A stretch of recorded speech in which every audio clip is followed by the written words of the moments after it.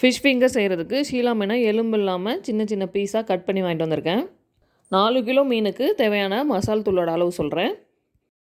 15 spoon மிளகாத்தூள், 1 spoon மஞ்சத்தூள், 1 spoon garam masala, 1 spoon மிளகுத்தூள், 4 ஸ்பூன் இஞ்சி பூண்டு பேஸ்ட், 3 முட்டை, 4 லெமன், 3 ஸ்பூன் கார்ன்ஃப்ளவர், தேவையான அளவு உப்பு. இது எல்லாத்தையும் சேர்த்து நல்லா மிக்ஸ் பண்ணிவிட்டு அரை மணி நேரம் அப்படியே ஊற விட்டுறணும்.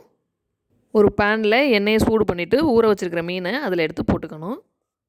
ஸ்டவ்வை மீடியம் ஃப்ளேமில் வச்சு மீன் உடஞ்சிராமல் அப்பப்போ திருப்பி போட்டு நல்லா மொறுன்னு வறுத்து எடுத்துக்கணும். மீனை எண்ணெயில் பொரித்து சாப்பிட வேணாம்னு நினச்சிங்கன்னா இதில் சேர்த்துருக்கிற முட்டையும் கார்ன்ஃப்ளவரையும் அவாய்ட் பண்ணிவிட்டு தோசைக்கல்லில் போட்டு சாப்பிட்லாம். Hotel style fish finger ready ஆகிடுச்சு. நீங்களும் இதை உங்கள் வீட்டில் ட்ரை பண்ணி பார்த்துட்டு எப்படி இருந்ததுன்னு கமெண்ட்டில் சொல்லுங்கள்.